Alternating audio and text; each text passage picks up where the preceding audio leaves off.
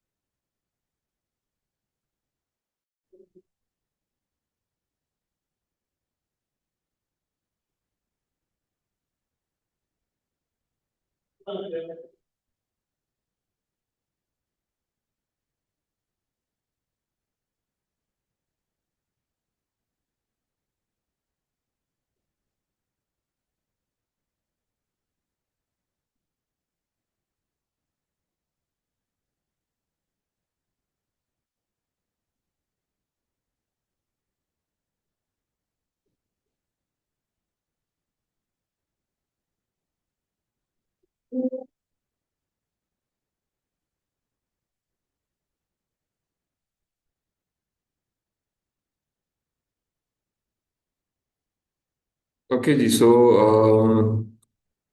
अभी जो आपको टाइम दिया गया उसमें अगर कुछ टॉपिक टाइटल आप लोगों ने सोचा, फाइनलाइज किया, तो कोई ब्रॉड कुछ ना कुछ तो किया है। जो लेट्स डिस्कस के क्या किया आपने और क्या आपने उसमें अभी इस टाइम के अंदर चीज सोची या देखी या कवर की है। जी नदीम, आपसे स्टार्ट करते हैं, बताइए। सर मैंने एक बहुत उसका रिसर्च पेपर पढ़ा है। वो है एक्यूट लिम्फोब्लास्टिक ल्यूकेमिया। ये सर एक ब्लड कैंसर की टाइप है। तो उसमें सर इस चीज़ का मतलब वो ये एक डीप लर्निंग मॉडल से इन्होंने इसको इमेजेस को एनालाइज किया है और ये चेक किया है कि कैंसर है या नहीं। और इसकी जो एक्यूरेसी थी वो ऑलमोस्ट 99.84 थी सर। जो सर इसमें एग्जिस्टिंग प्रॉब्लम थी वो ये थी कि डॉक्टर जो थे पहले मैनुअल इमेजेस को चेक करते थे, माइक्रोस्कोपिक इमेजेस। और जो वाइट सेल्स होते थे उनको ऑब्जर्व करके तो अपनी एक्सपीरियंस बेस पे सर वो डिसीजन लेते थे कि कैंसर है या नहीं है। ठीक। और सर जो इन्होंने सोल्यूशन दिया है वो एक डीप लर्निंग का मॉडल है एफिशिएंट नेट बी 3। तो ये क्या करता है कि ये इमेजेस को एनालाइज करेगा और उसके बिहाफ पे वो हमें बताएगा कि कैंसर है या नहीं। अच्छा। चले और चले, मैं आपकी बात समझ गया हूँ। देखो, सबसे पहले तो ये कि किसी एक रिसर्च पेपर पे जाने से पहले हमने अपने ब्रॉड टॉपिक को डिफाइन करना है। तो आपने कहा कि जी मैं एक जो काम करना चाह रहा हूँ based on your background, of course आपने अपने जो कोर्सेज पढ़े हुए हैं, जो आपकी एक्सपर्टीज है, उनको मद्देनजर रखते हुए कुछ सर्च किया है। तो मुझे जो समझ आई है, आप कैंसर क्लासिफिकेशन के ऊपर आपने ब्रॉड एरिया में काम करने का सोचा है। जी cancer classification using images of something, जो भी है, वो वाइट सेल्स हैं, वो जो रेड सेल्स हैं, या वो कुछ जो भी है। और एक टाइप ऑफ कैंसर है जो कि आपने कहा कि फला फला ल्यूकीमिया है, जिसको मैंने क्लासिफाई करना है फ्रॉम द इमेजेस। तो ओके, एग्री, ठीक है जी। तो it means now you have shortlist your title, you are comfortable कि जी ये टॉपिक है, ये टाइटल जो है वो मेरे लिए ओके है, ओके टू गो है। जी इसमें कोई इशू तो नहीं है, प्रॉब्लम तो नहीं है, मतलब फर्दर और तो नहीं आपने इसका तो रिफाइन नहीं करना। अच्छा चलें, बस ठीक हो गया। अगर करना चाहें तो आप कर भी सकते हैं, बट ये कि टू स्टार्ट विद हमारा ये चौथा वीक है, हमने आपने अपना एक टॉपिक टाइटल डिफाइन कर लिया है। During the flow of the course you can always alter. अगर आप समझते नहीं, कुछ मैंने मजीद चीजें पढ़ी हैं और अब मैं समझता हूँ यूं नहीं यूं करना चाहिए, तो you can alter. Number one, अब ये दो तीन चीजें ये तो क्लियर हो गई। अच्छा, अब जब टाइटल सामने आ जाए फिर आप रिसर्च पेपर्स ढूंढते हैं। कि इस पे कौन सा काम हुआ हुआ है, किस तरीके से हुआ हुआ है। जो अभी आपने कहा जी मैंने एक पेपर देखा है जो एफिशिएंट यूनिट है जो कि ये काम कर रहा है, और वो टाइप ऑफ सीएनएन है, और उसने इमेजेस लेनी है, उस पे उसने कुछ क्लासिफिकेशन करेगा, फिर उसकी बेंचमार्किंग हुई हुई है, कंपैरिजंस किए होंगे उन्होंने, कुछ उन्होंने परफॉर्मेंस निकाली होगी, एक्यूरेसी और प्रिसीजन और F1 और AUC कर्व और ROC वैल्यूज, ठीक है, ये बहुत सारी चीजें जो कुछ भी वो रख सकते होंगे, आपने वो देखी है, ओके गुड टू गो। लेकिन अब ये पेपर वाकई ठीक है नहीं ठीक है, इसके लिए हमने कुछ चीजें कवर की। ये पेपर या और पेपर्स जो सेलेक्ट करने हैं वो हमने इस क्राइटेरिया पे सेलेक्ट करने हैं जिस क्राइटेरिया पे हमने पढ़ा है कि कॉन्फ्रेंस पेपर हो तो वो किस तरह का होना चाहिए, जर्नल पेपर हो तो कौन कौन से टिक मार्क्स होने चाहिए, right.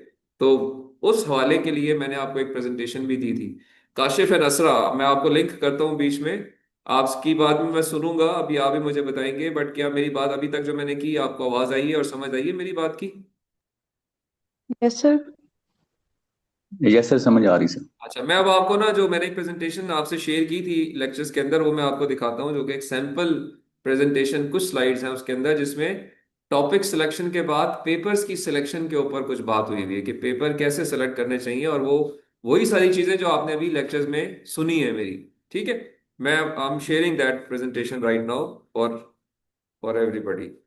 Let's discuss that and then we come back to your topics and maybe try to refine.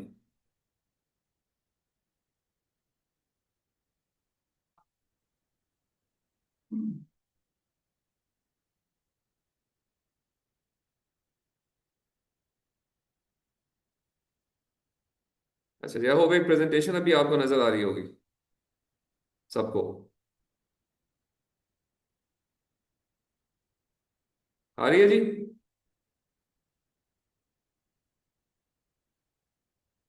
असरा और काशिफ को नजर आ रही है प्रेजेंटेशन? सर शो हो रही है। जी सर, शो हो रही है सर।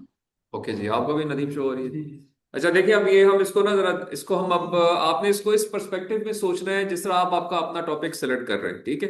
ये किसी एक स्टूडेंट की प्रेजेंटेशन है, topic selection and selection of research papers के ऊपर, ठीक है। आप कंफर्टेबल हो नदीम, जी सर। समझ रहे हो?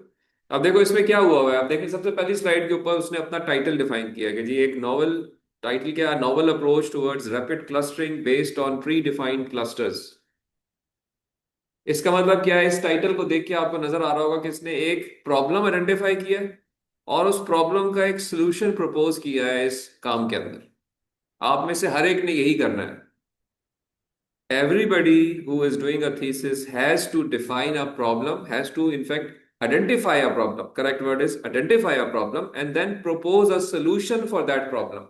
I repeat, identify a problem and propose a solution for that problem.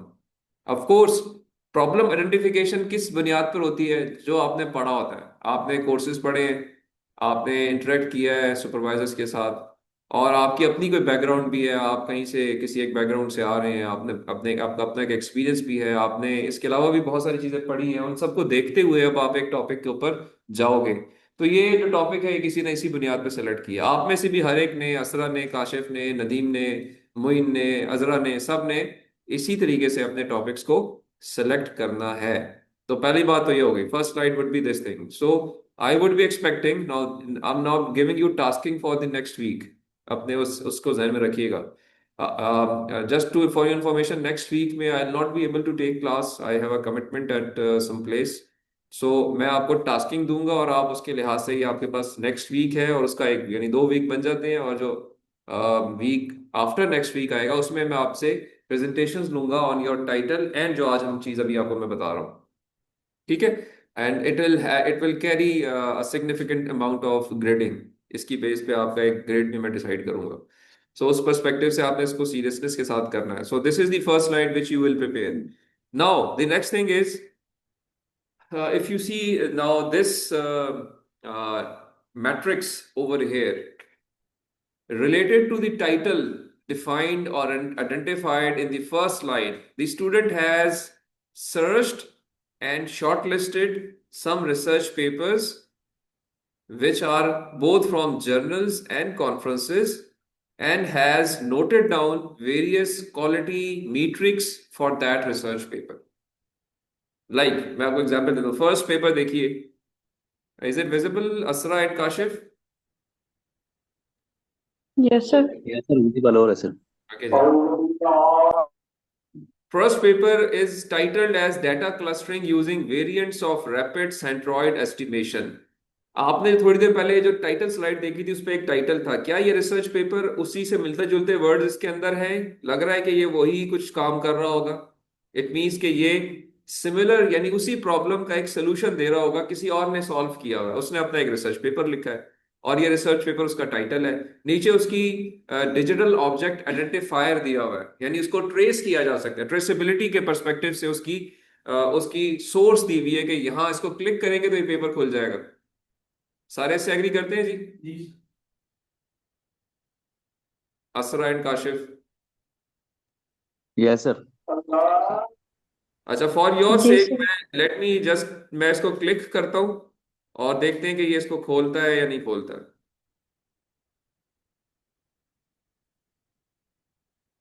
Late me share this thing as well, जो अभी इसने ओपन किया है। जब मैंने इसको क्लिक किया था तो let me share the screen, I think the screen would be better to share.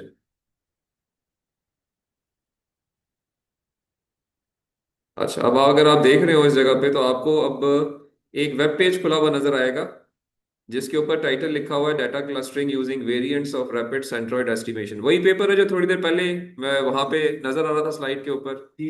नजर आ रहा है जी कि इसके अंदर जो है ये पेपर, इसकी पीडीएफ, यानी ये ओपन सोर्स है, यानी ओपन जो एक्सेस मॉडल्स होते हैं हमने डिस्कस किए थे कि जर्नल्स दो किस्म के होते हैं, सब्सक्रिप्शन बेस्ड भी होते हैं और ओपन एक्सेस भी होते हैं और हाइब्रिड मोड पे भी होते हैं। तो ये इसकी पीडीएफ अवेलेबल है, अगर मैं इसको क्लिक करूंगा तो ये इसकी पीडीएफ भी खोल देगा।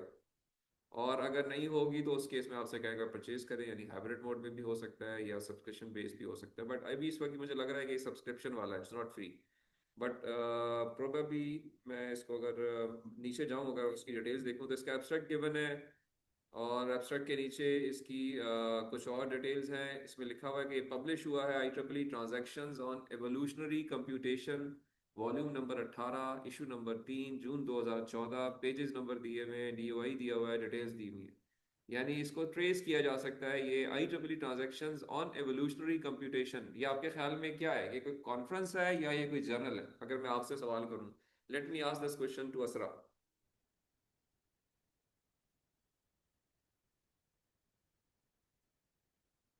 जी असरा इलियास। यस सर, अपना क्वेश्चन रिपीट करिए। हाँ जी, मेरा सवाल ये है कि ये मैंने आपके सामने एक वेब पेज खोला हुआ है जो कि एक रिसर्च पेपर का लिंक है और ये IEEE एक्सप्लोरर पे उनकी डिजिटल लाइब्रेरी में शो हो रहा है और इसकी कुछ डिटेल्स लिखी हुई हैं। ये लिखा हुआ है कि research paper is published in IEEE transactions on evolutionary computation, लिखा हुआ है। जी सर। आपका नजर भी आ रहा है। मेरा सवाल ये है कि आपसे क्वेश्चन ये है कि ये एक जर्नल का नाम है या ये एक कॉन्फ्रेंस का नाम है?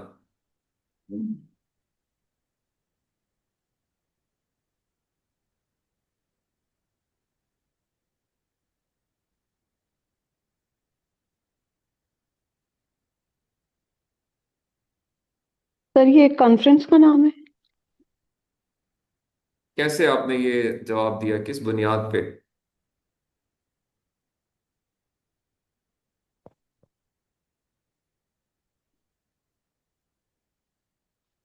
अकड़ पकड़ बम्बे बो गई है। हाँ सर। लग तो यही रहा है।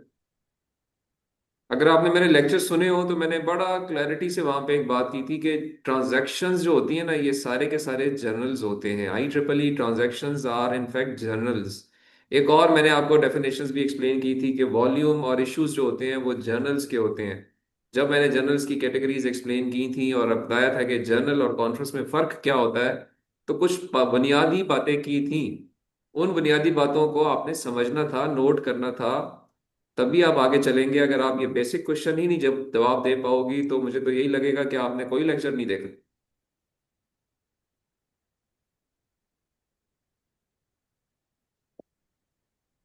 एम आई राइट और रॉन्ग? राइट। तो मैडम बराए मेहरबानी गौर से सुने लेक्चर को। लेक्चर्स आपके लिए रिकॉर्ड किए गए हैं, आपकी आपकी अंडरस्टैंडिंग के लिए रिकॉर्ड किए गए हैं और आपकी आसानी के लिए रिकॉर्ड किए गए हैं। और इनका कोई मकसद है, अगर आप ये ठीक तरीके से नहीं सुनेंगे, ठीक तरीके से नोट नहीं करेंगे तो और ठीक तरीके से जवाब नहीं देंगे तो आगे नहीं चल पाएंगे हम, फिर कोई फायदा नहीं है चीज़ों के करने का।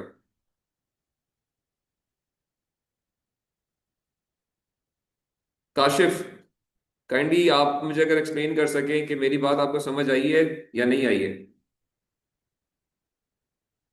सर इधर एक थोड़ा सा इशू आया था।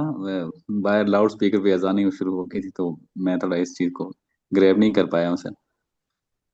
अच्छा, जो बीच में थी चले सर। आपसे मैं सवाल दोबारा कर लेता हूँ। मेरा क्वेश्चन ये है कि ये जो सामने लिखा हुआ है पब्लिश्ड इन, ये एक रिसर्च पेपर का लिंक मैंने खोला है और उसकी डिटेल्स नीचे लिखी हुई हैं एक्सप्लोरर के ऊपर। या IEEE एक्सप्लोरर लाइब्रेरी खुली हुई है और उसमें लिखा है पब्लिश्ड इन। आप पढ़ सकते हो क्या लिखा हुआ है, published in what? Publish in IEEE transaction on evolutionary computation sir. हाँ, अब मेरा सवाल ये है कि ये कॉन्फ्रेंस में पब्लिश हुआ है ये पेपर या एक जर्नल में पब्लिश हुआ है?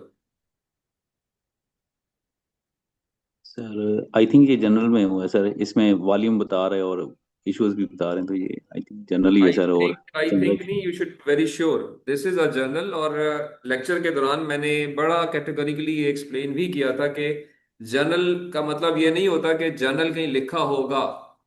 anything which sir follows a template of journal publication, which in fact in form of issues compiled into volumes at the end of year। जिस तरह से एक लाइब्रेरी में चीजें कंपाइल की जाती हैं वो सारे के सारे जर्नल्स कहलाते हैं। IEEE जो है वो उसके बहुत सारे जर्नल्स जो हैं वो ट्रांजैक्शंस के नाम से रखे गए हैं। So all IEEE transactions are journals. उनका पूरा नाम सर कोई भी हो सकता है। लाइक इधर IEEE transactions on evolutionary computation है, आपको एक और जर्नल का नाम नजर आएगा IEEE transactions on signal processing, एक और जर्नल का नाम नजर आएगा IEEE transactions on neural networks. इस तरीके से IEEE वालों ने 50-60 जर्नल्स के नाम रखे हुए हैं, बट उनको वो ट्रांजैक्शंस कहते हैं। मैं इस पर्सपेक्टिव से कह रहा हूं कि जर्नल सिर्फ वही चीज जर्नल नहीं होती जिसमें लिखा होगा जी ये जर्नल है। सर क्वालिटी पेपर सर भी जनरली जो क्वालिटी मतलब क्वालिटी अच्छी आपने हो। कोई लेक्चर नहीं सुना इसलिए आप बिल्कुल गलत कह रहे हैं। इस टाइम पे लेक्चर सुने फिर वी कैन डिस्कस इट कि मैंने क्या कहा और आप क्या कह रहे हो। ये बात वाली बात है, इस पे मैं आता हूँ कि क्वालिटी या नो क्वालिटी का क्या मतलब होता है। अभी जो मैं एक्सप्लेन कर रहा हूँ क्या वो समझ आई बात? वो ये सिर्फ बात है कि ये एक जर्नल के अंदर पब्लिश हुआ है, यहाँ से ये पता चल रहा है।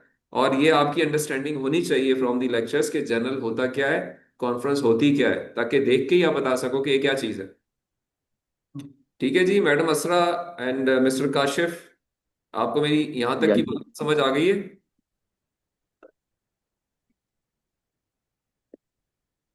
अगर आ गई है और नहीं भी आई है, मेरी रिक्वेस्ट आप सबसे ये है कि काइंडली लेक्चर्स को दोबारा देखें और अपने नोट्स को रिवाइज करें, चीज़ों को सोच के ऐसे ऐसे देखें जैसे आप कोई फिल्म देखते हैं, ताकि आपको याद रहे। फिल्में याद रहती है ना जी क्योंकि शौक से देखते हैं। लेक्चर इसलिए याद नहीं रहते क्योंकि आप शौक से नहीं देखते। शौक से देखें और इस पर्सपेक्टिव से देखें कि ये एक ऐसी इंफॉर्मेशन या नॉलेज है जो कि आपको जिंदगी में काम आएगी अगर आपने ठीक तरीके से इसको समझ लिया।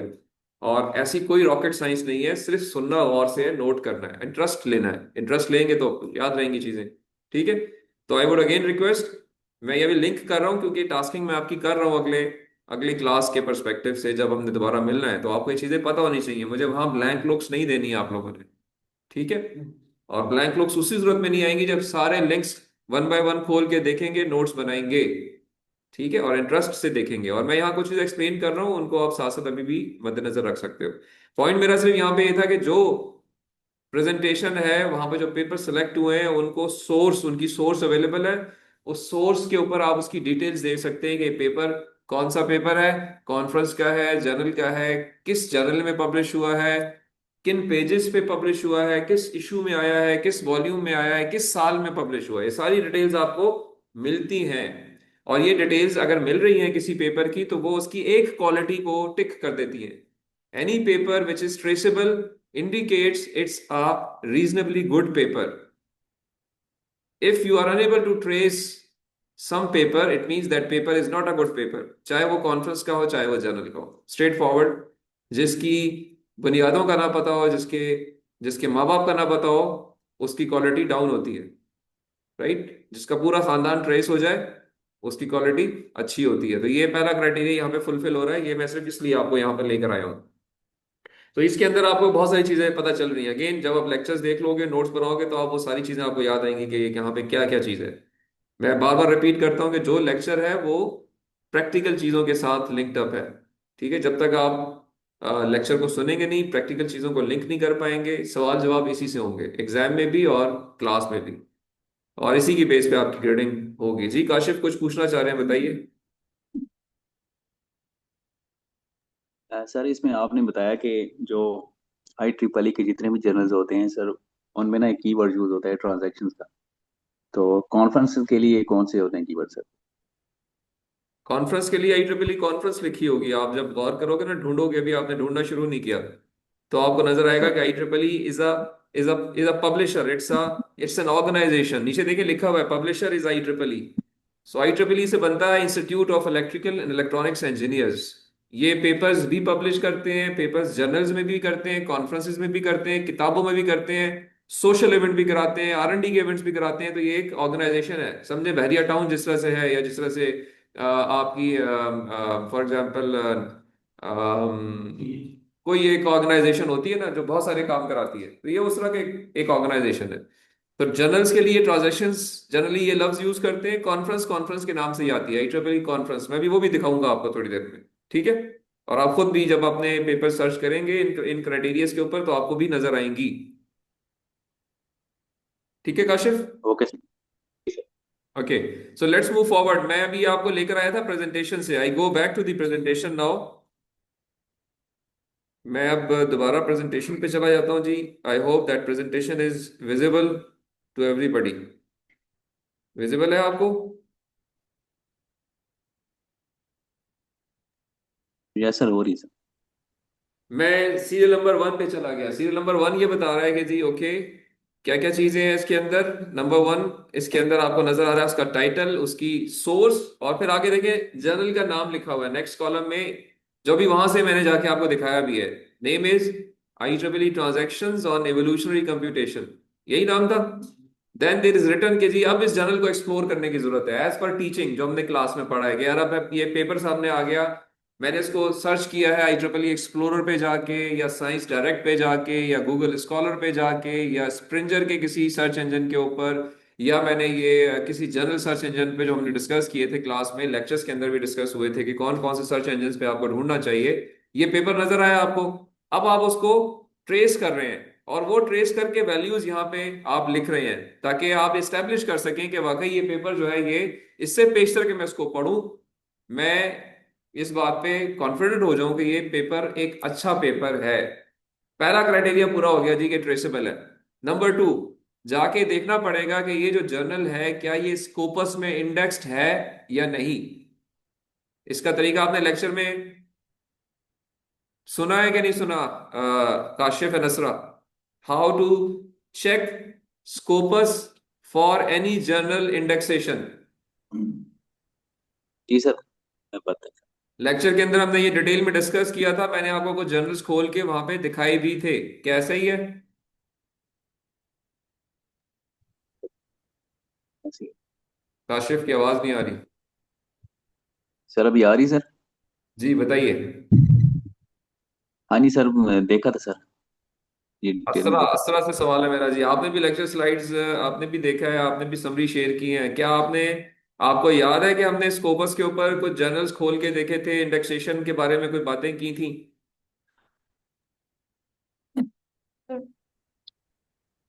Yes sir, no sir? Yes sir. याद है आपको? Yes sir. स्कोपस पे भी हमने जाके देखा था, वेब ऑफ साइंस पे भी जाके देखा था, मास्टर जर्नल लिस्ट भी खोली थी, JCR भी खोली थी, और उसके अंदर हमने देखा था कि जी किस तरह से एक जर्नल को सर्च किया जाता है। अगर आप लोगों को याद नहीं है, काइंडली दोबारा go back, see the lecture again, and now apply that knowledge over here. Once you search your research papers, जिस तरह यहाँ पे इस स्टूडेंट ने लिखा है जी कि ये जो जर्नल है ये स्कोपस में इंक्लूडेड है, यस, और ये वेब ऑफ साइंस में इंक्लूडेड है, यस, और ये HEC के जर्नल रैंकिंग सिस्टम HJRS में इंक्लूडेड है, यस, ये चेक करने के बाद लिखे गए हैं। क्यों यहां मेंशन कर रहा हूं कि you also have to go, once you search your research papers, आपने भी रिसर्च पेपर से जर्नल पे या कॉन्फ्रेंस पे आना है और फिर उसके अंदर उसकी चीजों को ढूंढना है कि क्या वो स्कोपस पे है, वेब ऑफ साइंस पे है, HARS में है। फर्दर उसका क्वार्टाइल चेक करने का तरीका मैंने बताया था आपको। स्कोपस पे जब आप सर्च करते हैं तो आपको हर जर्नल का क्वार्टाइल नजर आता है, उसका जर्नल रैंक SJR नजर आता है, उसका H इंडेक्स नजर आता है। याद है कुछ ये चीजें या नहीं याद है असरा? यस सर, याद है। ओके, सो इट मींस आप भी अपने अपने रिसर्च पेपर्स में से ये चीजें ढूंढ के लिख सकते हैं। अगली चीज जो यहाँ नजर आ रही है, इम्पैक्ट फैक्टर। इम्पैक्ट फैक्टर कहां से मिलेगा Kashif?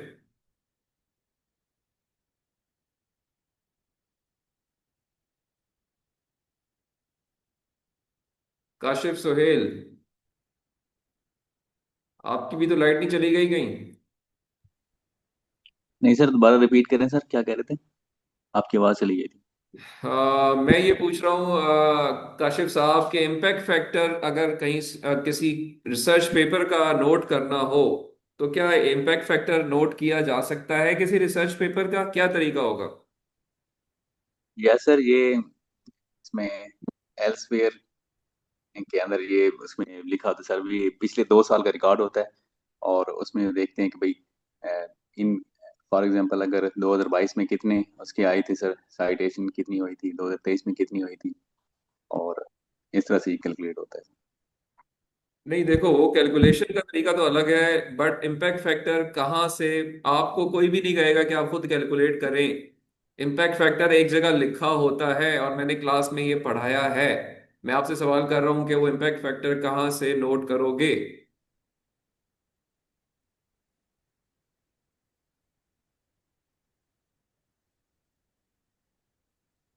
No answer? Oh sir. Okay, it means आपने फिर लेक्चर गौर से नहीं देखे हैं Kashif. Very very I am very sorry on that. अगर आपने जो आपने समरी शेयर की है उसके बाद भी अगर इस सवाल का जवाब आप नहीं दे पा रहे, इट मीन्स कि आपने वो समरी किसी AI सोर्स के थ्रू बनाई है, आपने खुद नहीं सुने लेक्चर।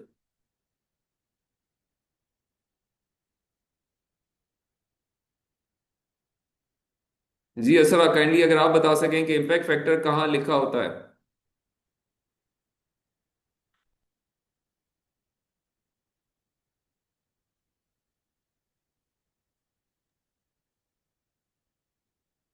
और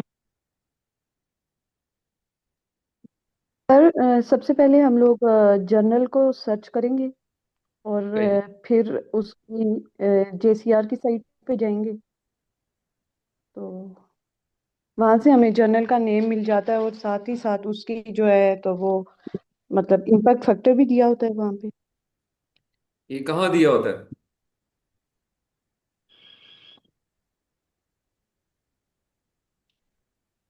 सर मतलब वेबसाइट पे किधर दिया होता है?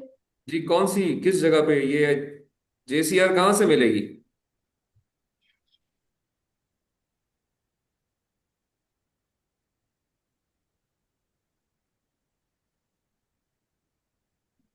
जी काशिफ, कहाँ से मिलेगी JCR? सर जी क्लेरी वेट पे इंडेक्स्ड होता है सर। क्लैरी वेट पे मिलेगी? क्लैरी वेट कहाँ से मिलेगा? क्या टाइप करोगे आप? सर ये गूगल पे इंडेक्स्ड है सर, ये वेबसाइट, और उसमें करेंगे। नहीं देखो भाई, तुक्के नहीं मारने हैं पाकिस्तानी कौम की तरह, ठीक है? पता है तो सही बताना है, नहीं तो फिर कहेंगे सर मैं दोबारा देखता हूँ लेक्चर, दोबारा नोट करता हूँ और फिर वापस आऊंगा नेक्स्ट क्लास में इसका जवाब दूंगा। That is the more appropriate answer. मैं आपको हिंट दे देता हूँ, this is available on web of Science. Web of Science के लिए आप web of science he type करेंगे तो आपको वेब ऑफ साइंस का एक पेज खुलता है। जो कि अगेन क्लैरीवेट एनालिटिक्स वाले मेंटेन कर रहे हैं।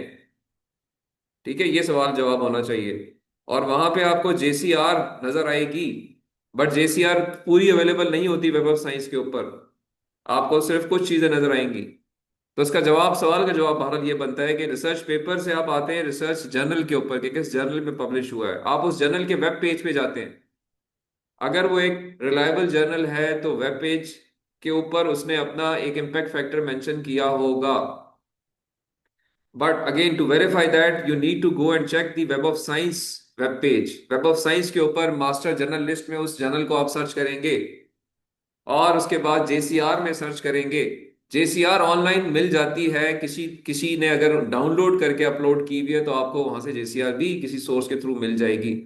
और अकॉर्डिंगली फिर वहां से आप इम्पैक्ट फैक्टर नोट करेंगे और वो यहाँ पे मेंशन करेंगे। एल्सवेयर का काम इम्पैक्ट फैक्टर देना नहीं है। एल्सवेयर जर्नल रैंक देता है, एल्सवेयर स्कोपस चला रहा है, एल्सवेयर वेब ऑफ साइंस नहीं चला रहा।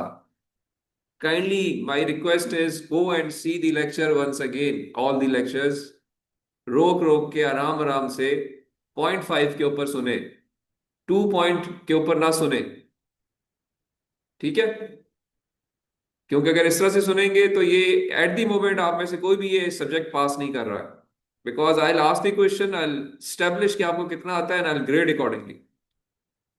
B very clear, my aim is to make sure that you understand what I teach, otherwise as a teacher I am fail. तो अगर आप नहीं करेंगे तो आई रिक्वेस्ट कि आप रिपीट करें सब्जेक्ट अगले साल, अगले सेमेस्टर में। ठीक है, so either you do it in the next this semester and get good grade, और you repeat in the next semester. हाँ हो गया। ठीक है जी, चीजें मुश्किल नहीं है, लेकिन ये दो नंबरी से काम नहीं चलेगा। ठीक है, या शॉर्टकट्स से काम नहीं चलेगा। द करेक्ट वर्ड इज कि शॉर्टकट्स नहीं चलेंगे। You need to go through these things in detail and depth में जाएं और देखें, सोचें, पढ़ें, समझें, नोट करें, और फिर अकॉर्डिंगली जो है ना वी कैन थिंक कि इसको हमने कैसे लेके चलना है जी। So my request Asra and Kashif, once again please अपनी अंडरस्टैंडिंग को इम्प्रूव करें। और अब नेक्स्ट टाइम मुझे आपने ये हवाई जवाब नहीं देने हैं, मुझे टू दी पॉइंट ठीक जवाब देने हैं। तो मैं भी आपको बहरहाल एक्सप्लेन करता जा रहा हूँ कि जी ये इसमें जो डिफरेंट पैरामीटर्स हैं वो कहाँ कहाँ से नोट होंगे। अगला सवाल मेरा आपसे हो सकता है जी, साइट स्कोर कहाँ से मिलेगा। इसमें एक अगला कॉलम है साइट स्कोर, ये कहाँ से मिलेगा।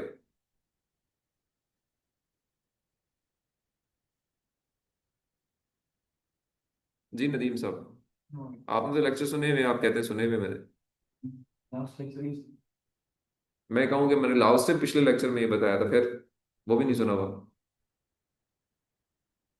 नहीं सुने आप। Only this. ठीक है जी, चले बहरहाल साइट स्कोर भी आपको मिलेगा वेब पे, जो आपका जर्नल का अपना वेब पेज है वहां से साइट स्कोर मिलेगा। और वैसे ये वेब ऑफ साइंस का पैरामीटर है, और आपका जो स्कोपस है वो भी साइट स्कोर मेंशन करता है। इसकी एक डेफिनेशन हमने क्लास में एक्सप्लेन की थी, ये आपको वहां से मिलेगी। जेपीआई इज जर्नल प्रेस्टीज इंडेक्स, ये कहां से मिलेगा। हाँ जी असरा।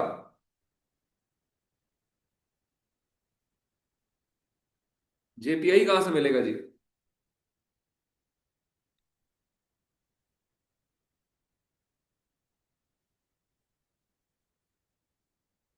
No answer. No sir. जी काशिफ।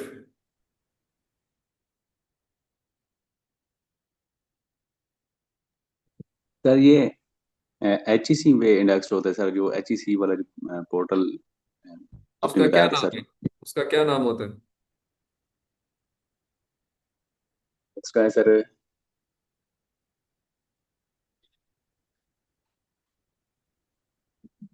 चलो आपने कम से कम थोड़ा लिंक ठीक स्टेब्लिश किया है। तो बराए मेहरबानी देखें जी, ये your concepts are still very weak and they are the very primitive basic concepts जो अभी तक के हमने कवर किए। इसमें कोई रॉकेट साइंस नहीं है। सिर्फ क्या करना था आपने, शौक से लेक्चर को सुनना था, नोट्स बनाने थे, और जाके चेक करना था, हाथ से खोल के मैनुअली ओपन करके देखना था। ठीक है, ओके बहरहाल चले, आई गिव यू मार्जिन। यही अब देखिए, ये पहला पेपर मैंने आपसे यहाँ पे दिखाया है ऊपर, इस तरह से सेकंड पेपर है। यहाँ पे सेकंड पेपर नजर आ रहा है नदी ऊपर। सेकेंड पेपर जो इन साहिब ने ढूंढा है उसका नाम है fast fuzzy clustering algorithm for complex networks via generalized momentum method. ये भी कोई रिलेटेड पेपर है उसी टाइटल से जिसको उन्होंने शॉर्टलिस्ट किया है। उसका जर्नल का नाम लिखा हुआ है, उसके बाकी सारे पैरामीटर नोट करके लिखे गए हैं उन्हीं सोर्सेज पे जाके, जो कि मैंने अभी थोड़ी देर पहले एक्सप्लेन किए, लेक्चर्स के अंदर भी एक्सप्लेन है। और इस तरह से ये 5 पेपर्स यहाँ पे ऊपर से लेके नीचे तक इंक्लूडेड हैं। ये एक स्लाइड है। फिर दूसरी स्लाइड पे अगर हम जाते हैं, 5 पेपर और हैं। ये सेकंड स्लाइड है, आपको विजिबल है जी असरा और Kashif? Yes sir, yes visible है। सर। 5 डिफरेंट पेपर्स यहाँ पे और मेंशन्ड है। और अब अगर मैं आगे जाता हूं तो इस जगह पे अब ये कॉन्फ्रेंस पेपर्स आ गए हैं। यहाँ पे कॉन्फ्रेंस पेपर्स आ गए हैं। पहले 10 papers were the journal research papers related to the title. Now this slide shows 5 conference papers. Again उनकी सोर्सिंग शो हो रही है, उनकी कॉन्फ्रेंस का नाम शो हो रहा है। तो देखें यहाँ पे अभी काशिश का जो सवाल था थोड़ी देर पहले कि जो IEEE की कॉन्फ्रेंसेज होती हैं वो IEEE कॉन्फ्रेंस के नाम से होती हैं, या IEEE सिंपोजियम के नाम से होती हैं, या IEEE वर्कशॉप के नाम से होती हैं। क्या वो कॉन्फ्रेंस स्कोपस में इंडेक्स्ड है नहीं है, हमने इसका तरीका क्लास में डिस्कस किया है, वो चेक करने के बाद इधर डाला गया है। क्या उस कॉन्फ्रेंस का कोई एच इंडेक्स है? वो यहाँ पे नोट करने के बाद लिखा गया है। उस कॉन्फ्रेंस का एक साइटेशन इम्पैक्ट, अगेन इसकी सोर्सिंग आपको स्कोपस से मिलेगी, वहां से नोट करके यहां पे लिखी गई है। ठीक है जी। Again if I open any conference paper, let me open this. Okay, probably second one.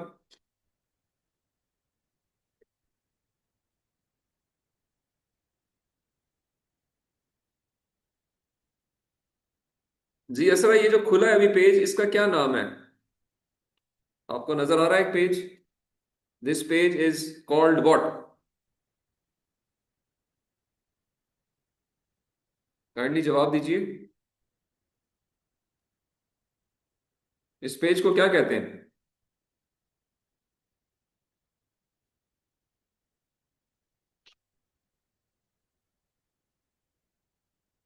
जी काशिफ, ये पेज क्या कहलाता है? सर ये IEEE का सर्च इंजन है, और इसको IEEE एक्सप्लोर के नाम से जाना जाता है सर। जी बिल्कुल जी, और good answer, good good Kashif. तो दिस इज IEEE एक्सप्लोर। इसको IEEE सर्च इंजन भी कहते हैं, IEEE एक्सप्लोर। इस पे आप सर्च भी कर सकते हैं। और ये इस सर्च के बाद ही ये पेपर सामने आया है जिसका नाम है रैक, रैपिड क्लस्टरिंग यूजिंग के मींस एल्गोरिथम। और इसकी डिटेल्स लिखी हुई है सारी। ये नीचे आते हैं तो ये published in 2009 IEEE international conference on automation science and engineering. इसका डेट ऑफ कॉन्फ्रेंस लिखी हुई है, इसका डिजिटल ऑब्जेक्ट आइडेंटिफायर लिखा हुआ है, इसके पब्लिशर का नाम लिखा हुआ है, और भी जो चीजें आपको नजर जो चाहिए होती हैं वो यहाँ पे मेंशन्ड है। तो again it's a quality conference with a view कि ये कॉन्फ्रेंस जो है वो IEEE की है, एक बैनर है, इसकी ट्रेसेबिलिटी है, ये रिपीट हो रही होगी जब इसकी डिटेल में आप जाके देखेंगे, इसका कोई रिजेक्शन रेट होगा, ये स्कोपस में इंडेक्स भी है, इसका साइटेशन काउंट भी आ रहा है, स्कैच इंडेक्स भी आ रहा है। ये सारी वैल्यूज आप नोट करके लिखेंगे और अकॉर्डिंगली एक मैट्रिक्स बनाएंगे, और फिर आप कहेंगे हाँ जी ये पेपर वाकई अच्छा है, पढ़ना चाहिए क्योंकि ये एक अच्छी जगह से आया हुआ है। ठीक है जी। So I go back to the presentation again.